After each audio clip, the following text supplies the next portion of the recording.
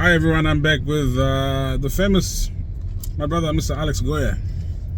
Now Alex, when you were, this is part two of the first interview we did, it went very well across the country. And a lot of people were inspired by the story. When you were in Melbourne, where were you working as? Yeah, I was working as a petroleum underground gas storage reservoir engineer, and that was my title. And I was managing underground gas storage as well as representing the company who had joint venture equity shares in other companies that were doing work. I'll just monitor their drilling operation and expenditure in the petroleum upstream sector.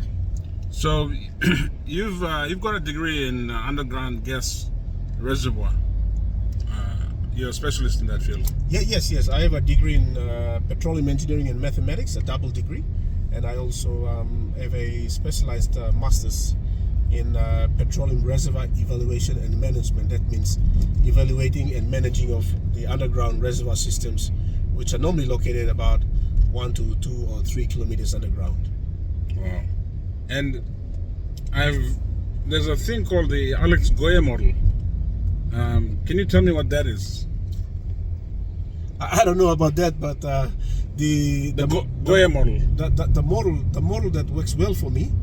There are a few models out there you can get it, but for young students who are probably studying and so on, I would say is you get a degree, your first degree in something, and what you want to do is believe in yourself and become a super specialist in one aspect of the field you're actually doing work in. So let's say, for example, I was a petroleum engineer, but I decided to specialize in underground gas storage, and that's only one sector. But in doing so, you also learn the critical elements and the structures and the concepts that constitute that particular area of specialization. It can be anything, whether it be law, commerce, business, environmental science, mechanical, civil engineering, or even space engineering, or whatever it is. You just have to specialize in something, and people will come out for your skills. They will pay you. You'd be quite surprised that people out there will pay you even double to get the skills you have, so that they can deliver what they want to do in their business model. And again, you're a boy from Karawagi. Did mommy and daddy pay for all the universities? No. To be honest, I was fortunate enough to get a scholarship, thanks to two guys in my life that made it possible. There was an engineer named Jingan Falanga, and Jingan is now one of the senior engineers with Chevron, and he lives in the US now. He's been in Africa everywhere. And also a British guy named Mick McWalter. I walked in, and then they gave me helped me to put a scholarship together, which took me around the world, and I did my engineering. But I'm really grateful to those guys. They made it possible for me. But other than that, one of the things that really helped me the most was understanding your boundary conditions and utilizing your boundaries and expanding those boundaries to achieve what's not in your boundary. You bring those into your boundary, and that is probably the biggest thing that has happened in my life. And I mean, that's the biggest thing. Like, a lot of kids think that you need a rich mom and dad or whatever, but then use some sour blue, thinking blue, study hard, you'll get to places. I mean, look at that. We're here overseas right now. I won't tell you what city we're in, but we're overseas. And one thing I wanted to ask you is the Alex Goya model. I saw it on Google. It's something people are using now to store gas. Oh yeah. Was that the model that you created? Oh yeah, sure. It's the underground gas storage. We store about 2 or 3 kilometers underground. You compress the gas into the underground formation. We store them in small pores, sometimes in the sandstone pores. And in order to do that, you have to define the spill points, and then you have to define your cushion boundaries where the gas sits on water, and then there's this extra volume space where the market volume, where you market to your clients, and then you have what they call ethic gas that provides the pressure you need.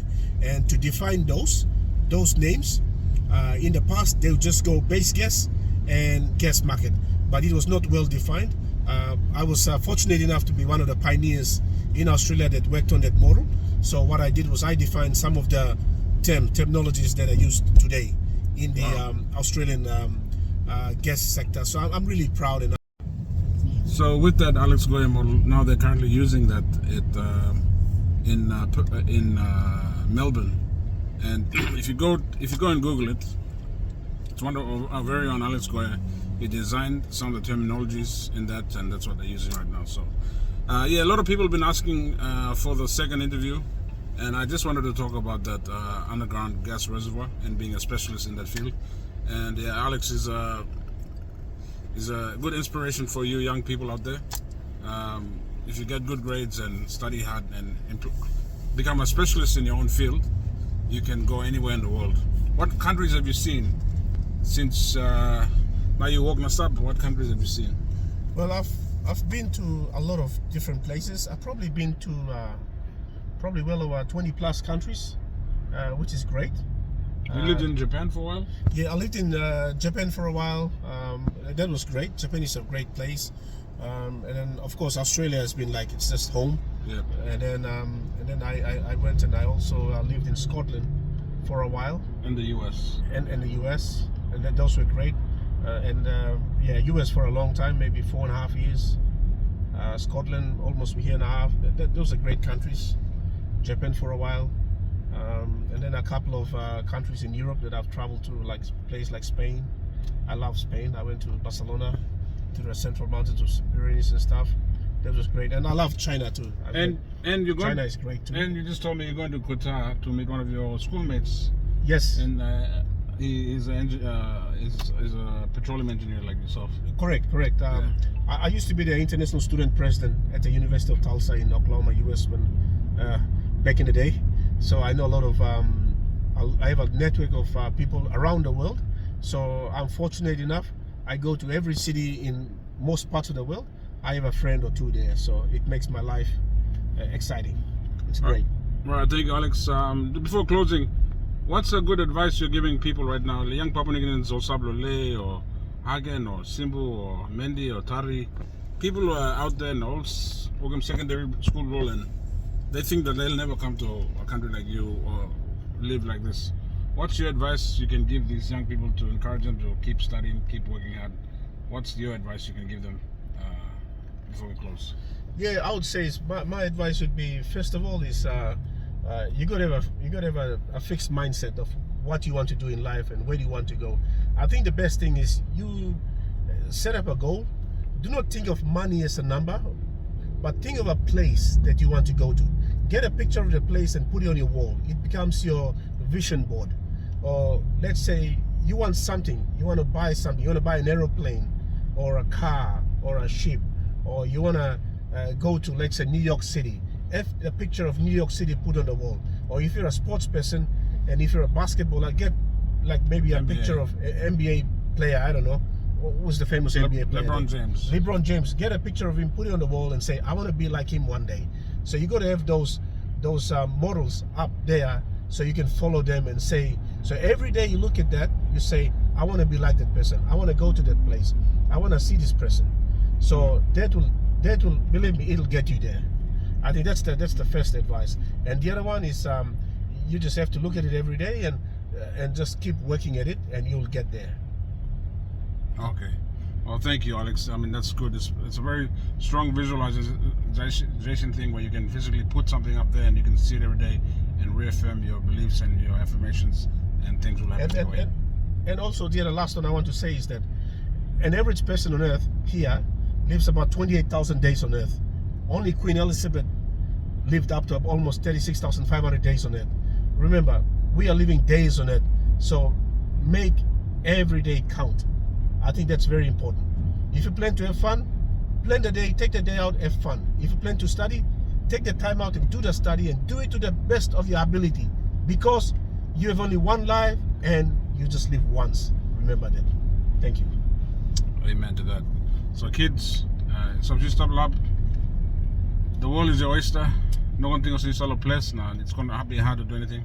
Alex, from the first interview, showed you that he came from the village.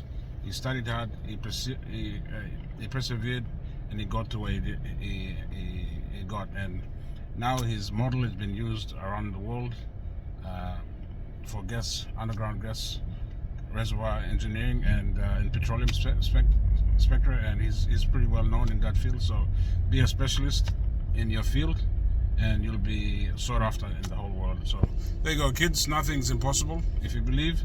And what Alex said, put that picture, cut him, put him on the wall blue, look him every day, and I remind you, nothing's impossible. Please, if you like it, comment, subscribe. I love to hear all your comments, and let's keep it coming, guys. Alex, thank you very much. Thank you.